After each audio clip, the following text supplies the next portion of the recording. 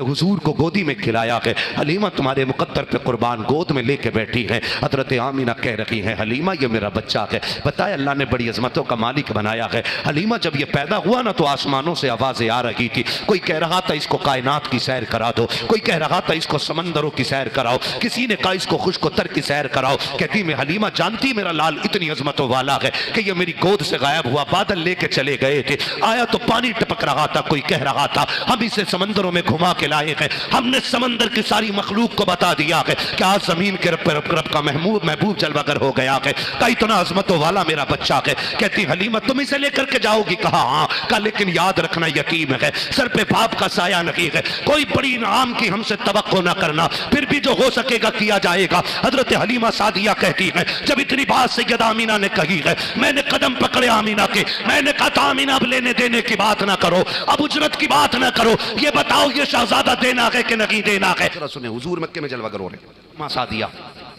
मेरे नबी की रिजाई अम्मी हजरत हलीमा कबीले बनु साद से ताल्लुक रखने वाली है, इसलिए इनको सादिया कहा जाता है।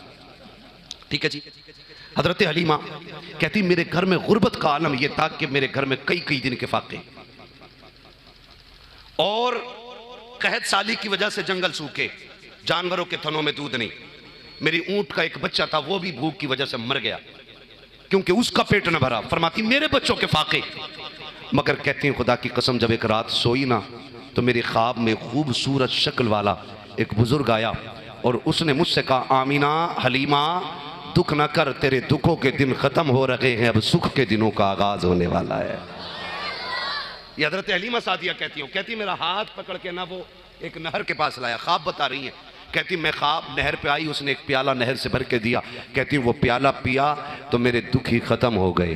फरमाती फिर मेरी आंख खुली, मैंने अपने हाँ कहती फिर उसी ख्वाब में ना वो मुझसे बुजुर्ग कहते हैं हलीमा मुझे पहचाना कौन हूँ मैं?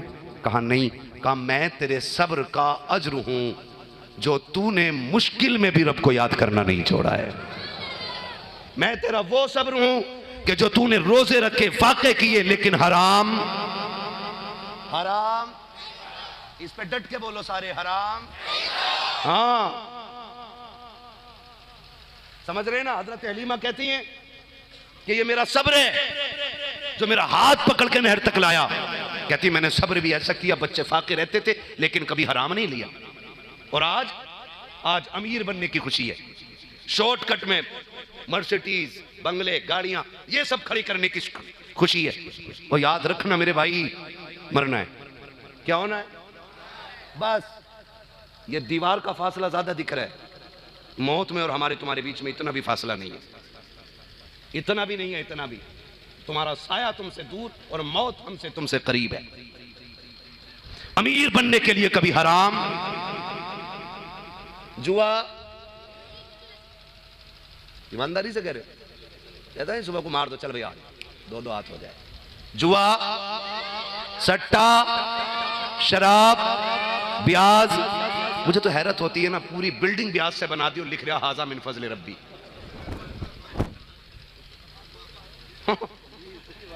हजरत गेट पे लिख रहा हाजा मिन फजल रब्बी, पूरी बिल्डिंग हराम के पैसे से बनी है।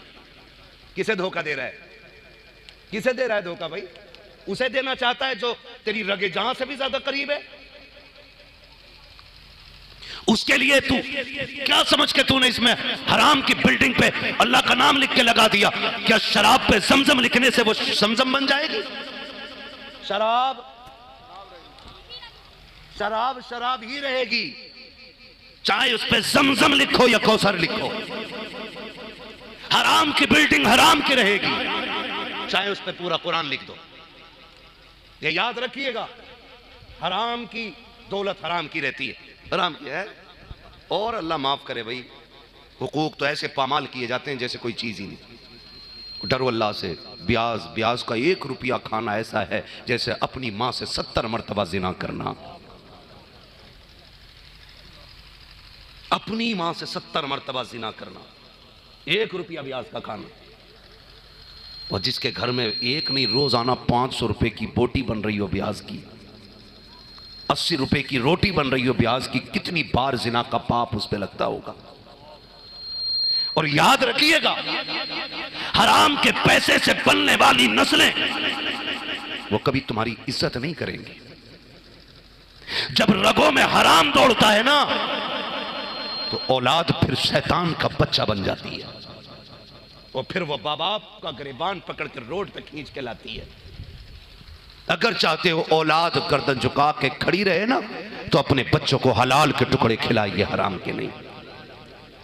कैसे टुकड़े खिलाएंगे? पीछे वाले कैसे टुकड़े? मुझे बताओ, रज़्ज़ाक़ कौन है? पता है मुझे, लेकिन मैं तुमसे सीख नहीं रहा हूं, तुमसे पूछ रहा हूं। रज़्ज़ाक़ कौन है? सारे बोलो। पता नहीं कब से अपने रब को आवाज नहीं दी हो, आज इस महफिल के बहाने रब का नाम ले लो। और खुदा करे इतने अच्छे लोगों की बारगाह में बैठ करके हाजिरी लग जाए, अल्लाह कबूल फरमा ले। रज़्ज़ाक़ कौन? जितने चोर सिफत है वो नहीं बोल रहे होंगे, वो बोले जिनका अकीदा पक्का है। रज़्ज़ाक़ कौन? जी अब आया, ये कमेटी वाले बोल रहे हैं इधर से। रज़्ज़ाक़ कौन? खालिक कौन? मालिक कौन? मालिक कौन? खालिक कौन? रज़्ज़ाक़ कौन? अल्लाह है ना। जब अल्लाह रज़्ज़ाक़ है, तू ब्याज क्यों ले रहा है? और जब अल्लाह रज़्ज़ाक़ है तो दुकान पे झूठ बोल के क्यों बेच रहा है? जब अल्लाह रज़्ज़ाक़ है तो 1 किलो में 900 ग्राम क्यों तोल रहा है? जब अल्लाह रज़्ज़ाक़ है तो दूध में पानी क्यों मिला रहा है? जब अल्लाह रज़्ज़ाक़ है तो घटिया को लाइटें लगा के बढ़िया बना के क्यों बेच रहा है? यही मौलवी अगर कहें क्यों कर रहे हो, तो कह रहे मौलवी तुझे क्या पता दुकानदारी के उसूल होते हैं। मैंने कहा घटिया आदमी, 2 कौड़ी के इंसान, सरासर सर से लेके पैर तक गलाजत, एक गंदे पानी से पैदा होने वाले इंसान, तू कह रहा है कि अपनी दुकानदारी के भी एक उसूल होते? बता, अगर दुकानदारी के उसूल हैं तो क्या खुदा के दीन के उसूल नहीं होंगे? खुदा का दीन इतना लावारिस है कि वो बगैर उसूल के चल रहा है। तुमने ला इलाहा इल्लल्लाह कह दिया और जिम्मेदारियां खत्म। सोन शहादत गए उल्फत में कदम रखना के मौत लोग आसान समझते हैं मुसलमान होना।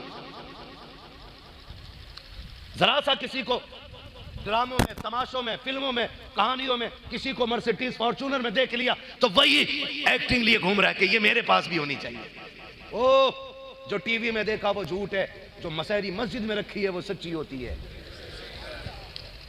फॉर्च्यूनर खाली लौट जाती है, मसहरी जिसके दरवाजे पे आ जाए खाली नहीं जाती है, वो किसी ना किसी को लेके जाती है, वो खाली नहीं लौटती।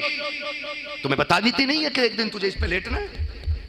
कह रहा मौलवी दुकानदारी के अपने उसूल होते हैं। मैं कहता हूँ खुदा के बंदे, अकीदा अपना मजबूत रखो, अल्लाह से रिश्ते मजबूत करो। जब रिस्क अल्लाह देता है ना, खुदा की कसम, फिर बंदा किसी का मोहताज नहीं रहता। माफ़ कीजिएगा, हराम खोरी पे और हराम का खाने पे इतनी नीयतें ख़राब हैं। इलेक्शन आया नहीं और लोग कुर्सियाँ लगा लेते हैं बैठक पे प्रधान की, सिर्फ इसलिए कि 2-3 कप चाय मिल जाए और थोड़ी देर गप्पे शप्पे मार के ना 3 कप चाय पी के, अच्छा जी चल रहे हैं जी, चल रहे हैं जी, सुबह से शाम तक चुगलखोरी कर रहा है बैठ करके, और शाम को 1 कप चाय मिल गई। मुझे बता तो सही, 1 कप चाय के लिए तूने 12 घंटे बर्बाद किए हैं। अगर इसी 12 घंटे के अंदर अपने लहू में खुददारी पैदा करके तू किसी की एक चाय के लिए कुत्ता बन के ना बैठता, और बल्कि अपने बच्चों के लिए हलाल कमाने निकलता, एक एक कतरे के बदले में पसीने के अल्लाह तुझे नेकियां भी अता करता, तेरी औलाद के लिए हलाल लुकमों का भी इंतजाम करता। खुदा की कसम, जब बाप की कमाई के लुकमे हलाल होते हैं तो भी बेटे गुलाम अहमद मुख्तार बना करते।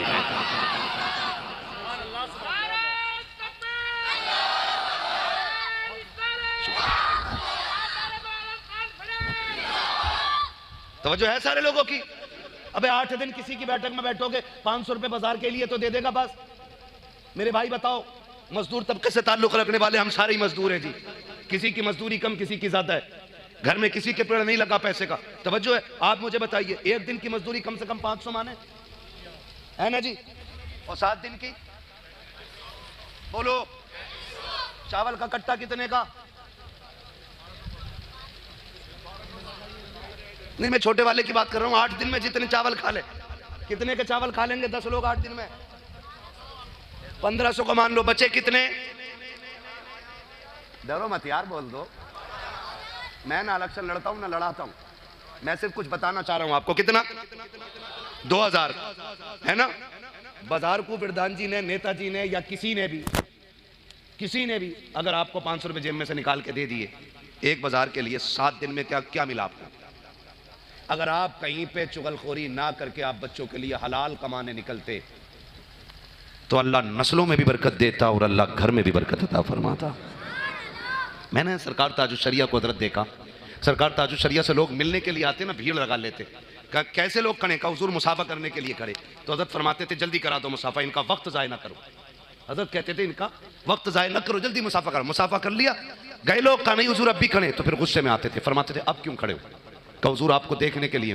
कहने लगे ये कोई कश्मीर की वादियां हैं जो यहाँ तुम नज़ारे देख रहे हो? ये कोई नैनीताल है ये? फरमाते थे यहाँ वक्त ज़ाय ना करो, जाओ अपने बच्चों के लिए हलाल रोजी तलाश करो। कहते थे अगर यहां खड़े रहोगे तो बच्चों को हलाल रोजी कहां से खिलाओगे? ये होती हैं अल्लाह वालों की बातें। तो अपने बच्चों के लिए हलाल रोजी। और अगली बात करूं ना, दुनिया वाले तो दर्द देते हैं, दर्द दिल की दवा मदीन है। दुनिया वाले अगर दे दे, मैं आपके दरवाजे पे आया, मैं आके कहता हूं भाई जरा मुझे 5000 दे दो, बच्चों की दवा लेनी है। आप एक बार दे देंगे, 6 महीने बाद फिर आ गया, मैंने कहा दवा लेनी है, आपने फिर 3 कर दिए, फिर आ गया 6 महीने बाद, आपने फिर 1 कर दिया, फिर आया ना, करे यार तूने तो पेशा ही बना लिया है, कहीं और चला जा। ये बंदे से बंदे की निस्बत की रजालत और जिल्लत और रुसवाई है। लेकिन खुदा वो है जितनी बार बंदा रब से मांगता है अल्लाह उतना ही राजी होता है। रज़ाक कौन? याद रखे, रज़ाक कौन? फरमाएगा वमन यतवक्कल अल्लाह फहुवा हस्बुह, जो अल्लाह पे भरोसा रखता है अल्लाह उसके लिए काफी है। अल्लाह उसके लिए, जोर से अल्लाह उसके लिए काफी, अल्लाह उसके लिए। मगर भरोसा तो होना चाहिए ना अल्लाह पे। क्या होना चाहिए? भरोसा। अल्लाह पत्थर में कीड़े को हरी पत्ती अता फरमा देता है। वही है ना रब, वही है ना जो यूनुस को मछली के पेट में सलामत रखे, जो इब्राहीम को आतिश नमरूद में बचा के रखे, जो खलील की कश्ती को जूदी के किनारे लगा दे, वही तो रब है। लेकिन उससे तवक्कुल और भरोसा कितना है? भरोसा कितना? बस नाम का भरोसा है, नीयतें कमजोर हो गई हैं, अल्लाह से मांगने के आदी बनी है। अल्लाह से मांगा कीजिए, है ना। मैं भी कार्ड निकाल के दिखाऊं, मेरे पास कई नेताओं के कार्ड पड़े, कई नेताओं के हैं मेरे पर्स में। और कोई बात तो मैं निकाल के दिखा दूंगा, भैया देख संभाल के रहिए, मैं फोन कर दूंगा नेताजी। कितना घमंड है हमें, नेताजी से ताल्लुकात है, हमारे पास कार्ड है। ये एक कार्ड मेरे नबी ने अता फरमाया था और वो कार्ड नमाज हाजत का कार्ड था। फरमाया दुख हो जाए तो किसी दुनिया वाले की चौखट पे मत आना, अल्लाह की चौखट पे आना। मुसल्ला बिछाना, 2 रकात नमाज हाजत पढ़ना और झोली फैला के मैं अपने रब को दिखा के रो देना, कहना मालिक खाली हो गई है। महबूब फरमाते हैं तुझे हाथ उठाने में देर लगेगी, रब को देने में देर नहीं लगेगी। रब को देने में देर। कह रहा मौलाना तुम्हें क्या पता, दुकानदारी के अपने उसूल होते हैं। एक बंदे ने ना दुकान लगा ली अंदर, तो दूसरा जाके कह रहा ओ यहाँ दुकान रखी है, यहाँ चलेगी नहीं। कहा क्यों? कहा यहाँ ग्राहक आ गई नहीं कोई। उसने एक सीधी सी बात कही, बोले बता यहाँ मौत का फरिश्ता आ सकता है कि नहीं? उसने कहा वो तो 7 तालों में पहुंच जाएगा। कहा उसे कौन भेजता? कहा अल्लाह। कहा फिर रिस्क के फरिश्ते को कौन भेजता? कहा अल्लाह। कहा जब मौत का फरिश्ता आ सकता है तो फिर रोजी बांटने वाला फरिश्ता क्यों नहीं आ सकता है ना। तो मांगेंगे किससे और किसके सदक़े में मांगेंगे? जोर से, किसके सदक़े में? हुजूर के सदक़े में। मेरा इमाम कहता वही रब है जिसने तुझको, हमें भीख मांगने को, तुझे हम्द है खुदाया। किसके सदक़े में मांगना है? हराम ना खाइए, हराम। मैं बच्चों से कहूंगा अगर तुम्हारा बाप हराम कमाता है ना तो बाप का खाना कमाया हुआ छोड़ दो। बैठे मुफ्ती साहब क़िबला, हमारे पूरे इलाके नहीं पूरे जिला मुरादाबाद की शान है, गलत कहूं तो मिंबर से उतार के फेंक दो। नाजायज बातों में तो माँ बाप की भी फर्माबरदारी का हुक्म नहीं है। अगर आपका बाप हराम कमा के लाता ना, लात मार दो उस खाने को। भले मजदूरी करके रक्षा चला के खाओ, हलाल खाओ, और अपने बाप से कह दो कि ये ना खिलाओ। और सबसे बड़ा नुकसान ये फरमाया गया जो जिस्म हराम खा के पलेगा अल्लाह उस जिस्म को जहन्नम का ईंधन बनाएगा। क्या बनेगा जहन्नम का? जोर से, क्या बनेगा जहन्नम का? ईंधन बनेगा। तो हराम खा के जहन्नम में जाना है? बोलो नहीं ना। और हराम का मसला इतना आसान भी नहीं है। किसी का हक मारा है, चुराया है या छीना है तो खाली तौबा से माफ नहीं होना है, जब तक वापस न कर दो या जिसका लिया है उससे माफी न मांग लो। समझ रहे ये बात? तो इतनी आसानी से इसकी तौबा भी नहीं है। हम क्या करें, हाँ जी तौबा ही तौबा, जी तौबा कर ली, ले भाई ले कर ली तौबा। ये तौबा तो रोटी खाने से आसान हो गई। बड़े से बड़ा अरे भाई अल्लाह तौबा, भाई अल्लाह तौबा। तौबा ये नहीं है। तौबा के उसूल होते हैं, अपने तौबा के तरीके होते हैं। हुकूकुल इबाद की तौबा हो रहे, हुकूकुल्लाह की तौबा हो रहे, आम गुनाहों की तौबा हो रहे, गुनाह के कबाइर की तौबा हो रहे, सगाइर की तौबा हो रहे। ये उलमा से पूछिए तब पता चलेगा। सब धान सवा शेर एक जैसे नहीं होंगे। इसलिए मेरे भाई गुनाह करने से पहले भी हमें डरना चाहिए, हराम लेने से भी पहले हमें डरना चाहिए। लेंगे हराम, वादा करें ब्याज लेंगे जोर से, जुआ खेलेंगे, और जो ब्याज ले हराम का पैसा जिसके घर में हो उसका खाना भी हराम है। इमामों से भी गुजारिश है, जिसके घर में हराम का उसके यहां दावत ना खाएं, साफ बाइकाट करें, कुरान खानी ना करें उसके यहां, इसलिए कि शराब पे कभी खत्म शरीफ नहीं पढ़ा जाता है। हाँ, हराम के पैसे से हज करना तो हराम है, और जायज समझ के कर लिया तो कुफ्र तकोर हो जाएगा। इतना सख्त हुक्म है हराम का। मैं नौजवानों से कहूंगा, अमीर बनना है ना, अमीर बनना, कितने लोग अमीर बनना चाहते हैं? रात उड़ा के बता दें। अरे वजीफा देके जा रहा हूं, वजीफा, तावीज नहीं है मेरे पास। एक तावीज दे रहा हूं मैं। कितने लोग अमीर बनना चाहते हैं? ठीक है, रहने तो बहुत कम अमीर बनना चाहते हैं। अब वो लोग हाथ उठा लें कि जिन्हें कुरान आता है, सलामत रहे। कुरान, मुफ्ती साहब कबिला बैठे हैं, अमीर बनना चाहते हो, कुरान पाक में एक सूरत है सूरह वाक़िया, मगरिब और ईशा के बीच रोजाना पाबंदी से उसे एक मरतबा पढ़ो। कुरान पाक बंद करो, वहीं बैठे बैठे हाथ उठा के कहो मौला जो तिलावत मैंने की है ना, इस तिलावत के सदक़े में अल्लाह मेरे रिज़्क़ में बरकत अता फरमा दे। अल्लाह इतना देगा कि ज़कात का हिसाब लगाते लगाते थक जाया करोगे। तुम्हारे पास कमी कुछ नहीं रखी, अल्लाह कमी कुछ रखी नहीं है, लेकिन अल्लाह से नहीं लेगा, बंदे से जाके लेगा। कुछ तो इतने बेगैरत आंख खुलिए, और जो आंख में खोलते कुल्ली कर रहा जाके प्रधान के ऐसे बैठ जा कौए के दरियो चाय ना बनी, हराम की है ना।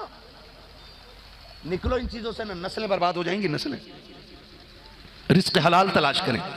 और नौजवानों से गुजारिश है, सुनो भाई, गरीब होना ऐब नहीं होता, हराम की खाने वाला ऐब होता है। कौन ऐब? हराम का खाना ये ऐब है। गुर्बत की चटनी खाना ऐब नहीं है।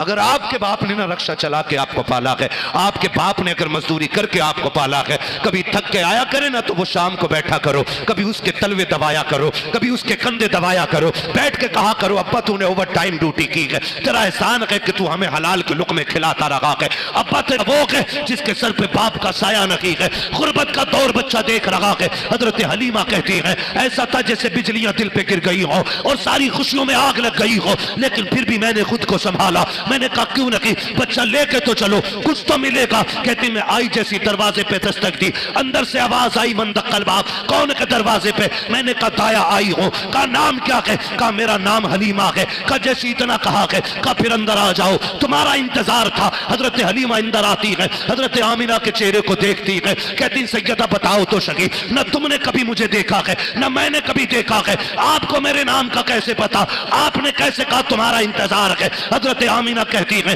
तू नहीं जानती है हलीमा, तू मक्के में बाद में आई है, तेरा पता खुदा ने अर्शों से पहले बता दिया था। सुभान अल्लाह, सुभान अल्लाह। हजरत हलीमा फरमाती किधर है बच्चा?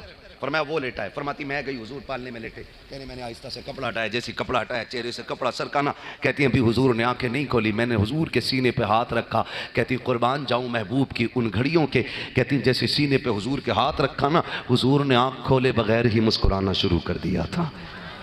गोया हुजूर कह रहे थे हलीमा आ गई हो, तुम्हारा ही इंतजार था। हजरत हलीमा सादिया कहती हुजूर मुस्कुराए ना, मैं बर्दाश्त न कर सकी। कहती मैं झुक गई हुजूर के पालने पे और मैंने हुजूर के माथे को बोसा दिया, हुजूर ने आंखें खोल दी। कहते हैं बस आंखें क्या खोली है, मैं उठाया हुजूर को सीने से लगा के ना खड़ी हो गई।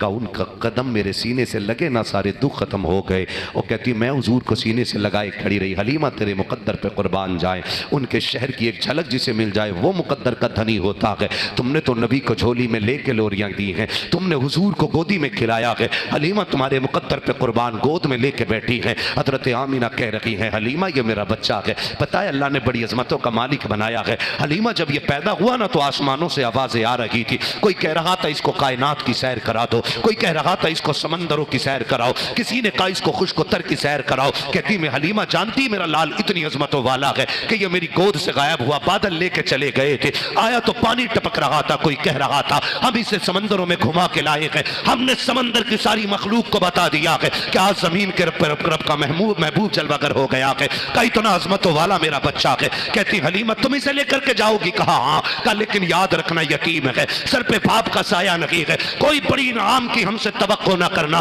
फिर भी जो हो सकेगा किया जाएगा। हजरत हलीमा सादिया कहती है जब इतनी बात सैयदा आमीना ने कही है, मैंने कदम पकड़े आमीना के, मैंने कहा था आमीना अब लेने देने की बात ना करो, अब उजरत की बात ना करो, ये बताओ ये शहजादा देना है कि नहीं देना है। कहा अगर ना दूं तो क्या, कहा अगर ना दो तो मुझे इसके कदमों में रखने की इजाजत दे दो, इसलिए कि हलीमा इस लाल के बगैर जिंदा नहीं रह सकती है। क्यों नहीं रह सकती है? कहा जब सही से देखा है बस इसी की हो गई हूं, और क्यों ना हो जाए। मेरे नबी की शान ये है कि जुल्फ देखी है, कि नजरों ने घटा देखी है, लुट गया जिसने मोहम्मद की अदा देखी है।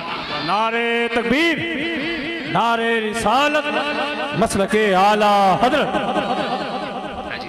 खुदा आपको सलामत रखे। हजरत हलीमा कहती मैंने लिया, मैं तेजी से बता रहा हूँ, बात तो तफसील से बड़ी लंबी हो जाएगी। कहती मैंने गोद में लिया और लेकर के चलने लगी। हजरत हलीमा सादिया को सैयदा आमीना आवाज़ दे के कहती हम हलीमा एक बार लाना, मेरा तो सिर्फ एक ही सहारा है, इसके अलावा मुझ पर कोई है भी नहीं, कुछ नहीं है, फिर मैं एक बार मेरी गोद में दे दे।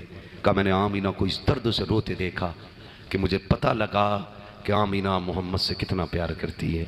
मैं हुजूर को लेके चली, बात करूँ तो बस इतना बता दूँ लोगों, माँ के आंसुओं की कदर करना, माँ के लहजों की कदर करना, माँ की इज़्ज़त करना, इसलिए कि माँ सिर्फ परवरिश का ज़रिया नहीं होती है, माँ जन्नत में जाने का टिकट होती है, माँ बख्शिश की ज़मानत होती है, माँ पुलसिरात की राहत होती है, माँ कब्र की रोशनी होती है। इसकी इज़्ज़त करना, इसका एहतराम करना। हज़रत हलीमा कहती मैंने हुजूर को लिया और ले करके मैं जब चली, हज़रत हलीमा कहती नबी की अम्मी दरवाजे तक छोड़ने के लिए आई, काफ़ी की पलकों के साए में उन्होंने लाडले को रुखसत किया। मैं लेके चली, मैं लेकर के जैसी सवारी के पास आई, सवारी हमने हरम शरीफ के बाहर बांधी थी।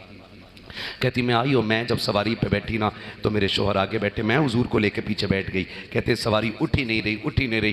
तो आपके जो शोहर थे उन्होंने मारना शुरू किया। तो हज़रत अब्दुल मुत्तलिब आ गए, कहा ये क्या कर रहे हो? कहा हुजूर ये मेरी सवारी है, बड़ी कमज़ोर है, ये उठ नहीं रही है और हर जगह ऐसे ही करती है। आप फरमाते हैं ना इसे ना मारो। उस जैसी आपने फरमाया वो कहने लगे हुजूर मेरी सवारी है, मुझे पता ये कैसे उठेगी। मुस्कुरा के कहते हैं सवारी तेरी है, तू जानता है, लेकिन जो गोद में है ना ये पोता मेरा है, इसे मैं जानता हूँ। कहा फिर कहा अगर तुम्हें जाना है ना तो ऐसा करो तुम पीछे बैठो, हलीमा को आगे बैठाओ। कहते हैं ये कैसे? कहा हाँ कि जब तक मेरा पोता आगे नहीं बैठेगा ना ये सवारी चलने वाली नहीं है।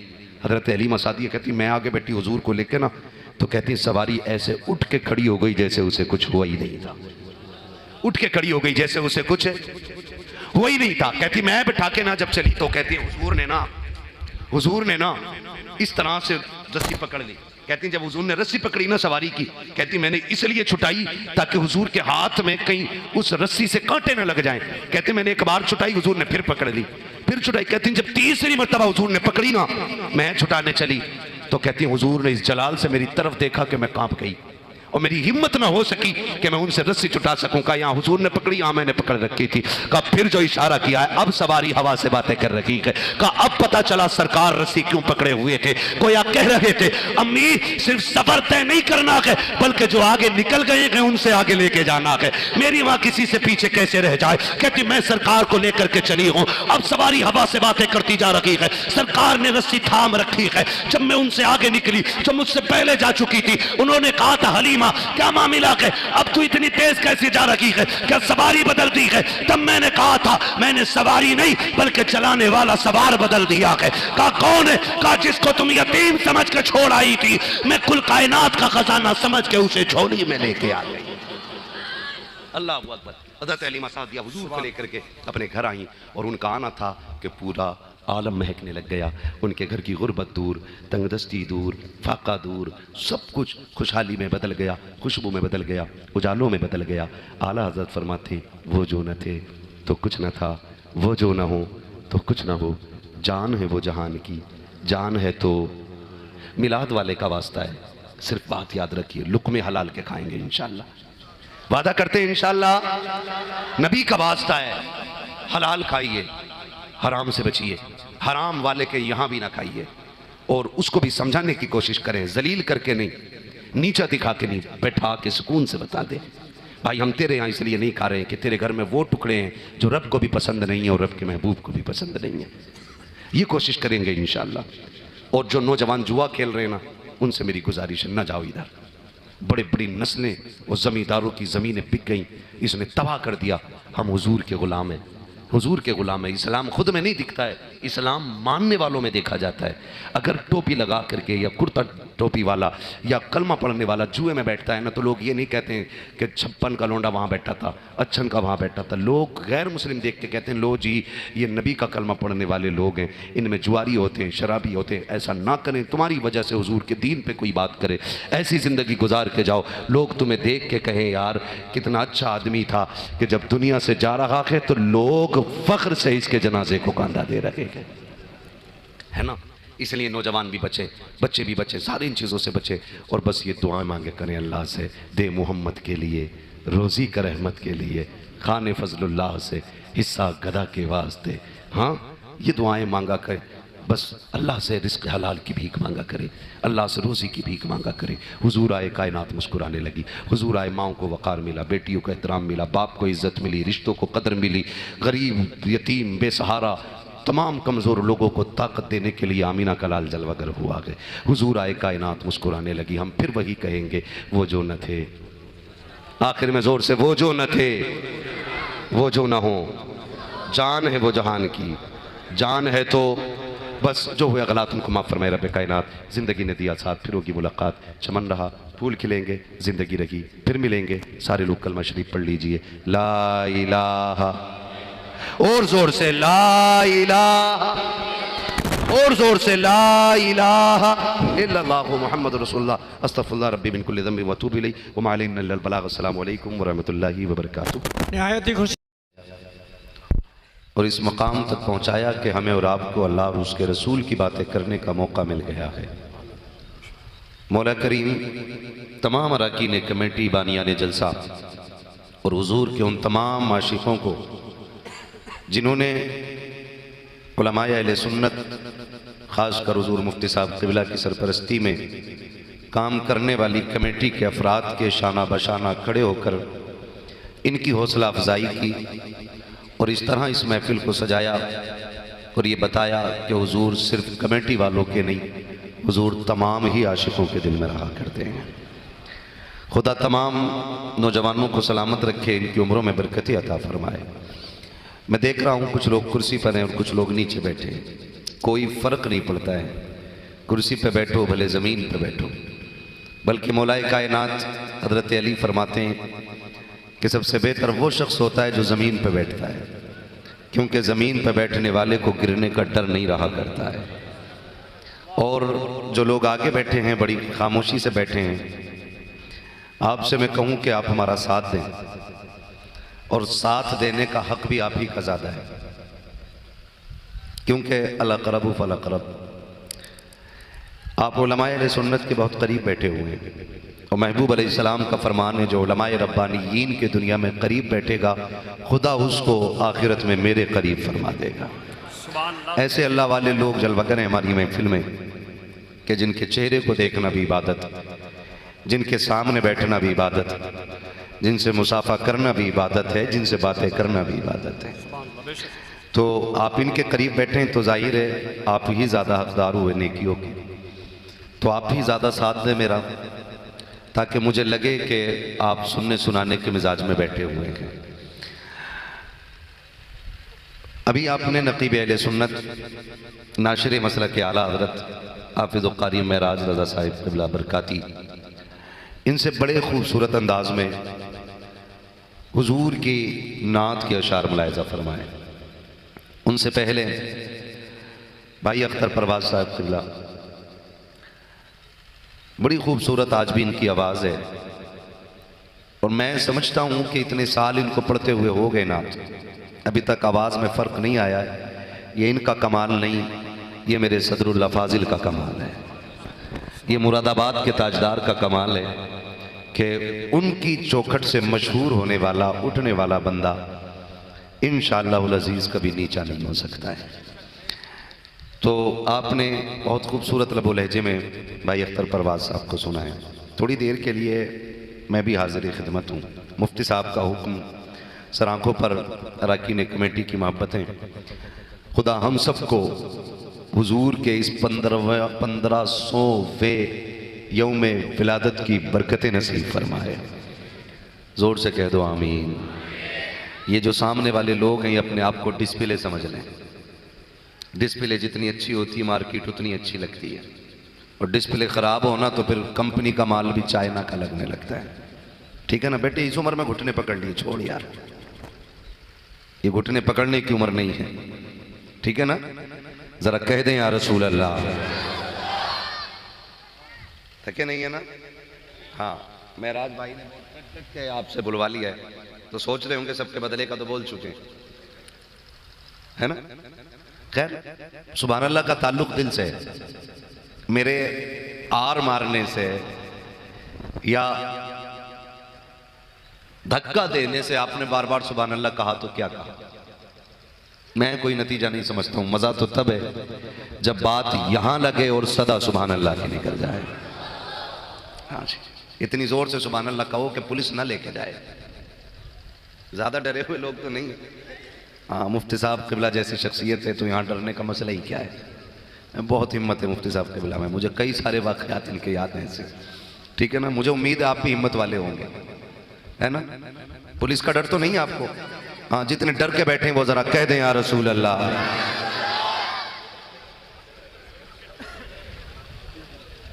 नात खानी मौत भी हमसे छुड़ा सकती नहीं, कब्र में भी मुस्तफ़ा के गीत गाते जाएंगे, है ना? तो फिर कोई मसला नहीं। आपने अगर डर वालों ने भी बोला तो मैं कहता हूं अगर डर वाले इतनी जोर से बोलेंगे तो निडर कितनी जोर से बोलेंगे, है ना? जो अल्लाह के अलावा किसी से नहीं डरते, अब वो कह दें जरा या रसूल अल्लाह। ए भाई ये मोबाइल रख ले मेरे लाल, रात दिन मोबाइलों पे देखा, सामने से देख ले। मुफ्ती साहब की मेहरबानी मानो कि मुलाकात हो गई है। हाँ, हुक्म था इनका, आगे हूं मैं, तो अब जरा जेब में रख लो इसे बाबू। ये सब पे गुनगुने मौजूद है। हम ठेला लगाने वाले पे भी आईफोन मिलेगा अब तुम्हें। वो पापड़ी बेचता है ना कंधे पे डंडा रख के, हाँ, वो भी फोन निकाल के कहता कहाँ है, कि फला गांव में, कि मैं इस गांव में हूं। तो ये कोई बड़ी चीज नहीं है। अब ये जेब ही में रहे तो अच्छा है। ठीक है ना? मैं चंद बातें आपसे करूंगा, जरा कह दें या रसूल अल्लाह। सारे सुन्नी लोग बैठे हैं ना? सारे सुन्नी बैठे हैं, हाथ उठाते जरा। मैं नारा लगाऊं जवाब दे दीजिए, लग जाए कि सुन्नी बैठे हैं। इश्क मोहब्बत, इश्क मोहब्बत यार, सलामत रहो, दिल खुश हो गया। और जोर से इश्क मोहब्बत, इश्क मोहब्बत। क्या बात है ऑपरेटर साहब, इसको चूरन से थोड़ा ऊपर निकालिए और इसको जलसे में लाइए, है ना? सारे सुन्नी बैठे। मेरा इमाम कहता वो जो न थे। क्या बात है, सलामत में। मजा ही तब आता जब मिंबर से ज्यादा नीचे वाले नात पढ़ते हैं। और मैं तो कहता हूं कि हर बंदे को हुजूर की नात याद होनी चाहिए। इधर वाले लोग थोड़े कमजोर लग रहे हैं, कोई बात नहीं है, पोलियो की दवा भी पिलाई जाती है। हाँ, अगर नहीं बोला जा रहा है तो बोल सकते हैं। मेरे सामने वाले बंदे मजबूत हैं, मैं बोल लूंगा बस इन्हें देख के। हुजूर का एक मिसरा भी अगर नात का याद हो जाए ना, उसे वजीफा बना लो, उसे वजीफा बना लो। इसलिए कि जब आप नात पढ़ने के आदी हो जाएंगे तो हुजूर के सना खानों में नाम आ जाएगा। ये जरूरी नहीं है अख्तर परवाज साहब पूरा दीवान पढ़ दें तो यही सना खान होंगे। मौलाना महराज साहब 2-3 नज़्में सुनाते हैं तो ये सना खान है। अगर कोई बड़ा शायर पूरी हदायत बख्शिश पढ़ दे तो सना खान है। मैं कहता हूँ एक मिसरा हुजूर की नात का याद हो जाए और वही वजीफा बन जाए ना, तो इंशाअल्लाह क़यामत में हुजूर के सना खानों में नाम आ जाएगा। कई बार ना नीचे से लोग ना बड़े बड़े अपने आप को होशियार समझते हैं, वो कहते हैं मौलवी तू ही बोल, हमसे क्यों बुलवा रहा है। तो मैं उन पढ़े लिखे जाहिलों को और बेवकूफ़ होशियारों को मशवरा देना चाहता हूं जो उलमा के सामने बोलते हैं। मेरा मशवरा है आपसे, मैंने कहा था ऑपरेटर साहब इसकी जो ये स्पीड है ना, रिपीट की स्पीड ये कम करो। सच में अगर हम ऑपरेटर होते तो माइक भी बहुत अच्छा बजाया करते। रिपीट की स्पीड कम करें। अभी को हल्का कर दें थोड़ा सा, तवज्जो है, बहुत गौर से मेरी बात सुनिएगा। मैंने क्या कहा? बहुत होशियार लोग जो बनते हैं वो कहते हैं मौलवी हमसे क्यों बुलवा रहे हैं? मौलवी तेरा भला चाहता है। अगर मौलवी तेरा भला ना चाहे ना तो तेरे कान में अजान ना पड़े। ये क्या चीज है? अरे भाई ये किसका है ना, मैं क्यों लगाऊंगा इसको यार? मुझे आजादी से बोलने दो। ये गले में घंटियां लटका के नहीं बोला जाता है। इसको रख लो यार, कोई बात नहीं, इधर रख दो, इस पर रख दो। अरे हाथ लग के ना टूट जाए।